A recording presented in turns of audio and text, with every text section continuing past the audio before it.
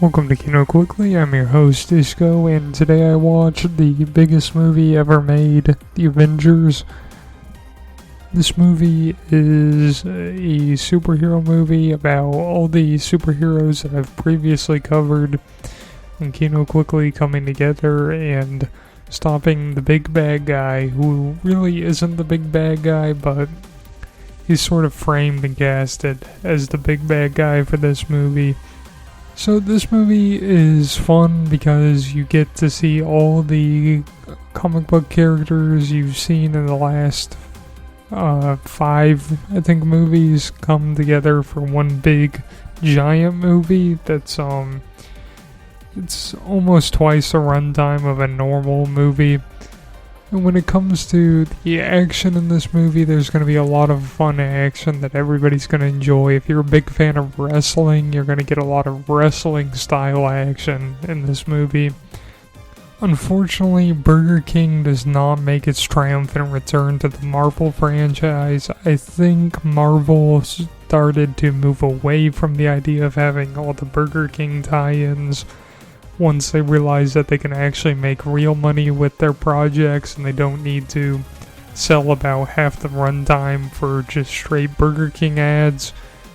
And Burger King does not make a sort of appearance as a major plot point in this movie, which I think is really sad that this idea that they had set up from the very beginning of the Burger King tie-ins really went nowhere.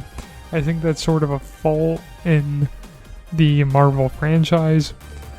Also, another fault is the Hulk. The Hulk looks nothing like he did in his previous movie. He's a completely different person, and I don't think that bodes well for the rest of the Marvel franchise.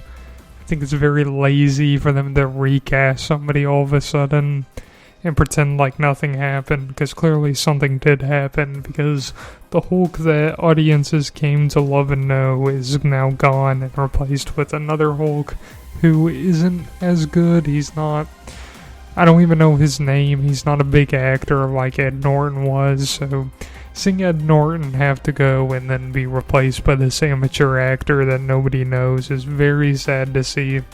Especially since the Hulk doesn't even go to Burger King once in this movie, and I think that's really sad. I was really looking forward to seeing this new Hulk jump into a new Burger King and scream. The classic Hulk gimmick that we've all come to love of Hulk jumping and screaming at a Burger King. That is what the fans crave, and that is what they were expecting from this movie, but I think this movie was trying to be smart with subverting the audience's expectations for what was going to come, so they cut out the Burger King, they cut out the screaming Hulk. Hulk does more grunting in this movie than he does screaming. And, the rest of the cast is pretty good, I think. Everything's pretty good in this movie. I don't think there's any real flaws besides the Hulk and Burger King stuff. I think that's kind of an issue, but besides that, I think this movie gets I'd give it a 2 thumbs up. It's kind of a really good movie. I think there's a lot sort of banking on this, and it was a cool build-up to have all these superheroes come together and fight a big bad guy, even though they defeat him at the end of the movie, and then they tease Thanos as the new big bad guy. But besides having this sort of small creature or villain that they fight just lose at the end, I mean, I think that's important for audiences. They need to have a small victory and then have an overarching sort of war. So yeah, I'm going to give the movie 2 thumbs up. I'm going to recommend anybody see it if they haven't seen this movie. I recommend you see the other movies first, or else you're going to be a little confused, because there's a lot of references, except for there's no references to Burger King, which is a shame.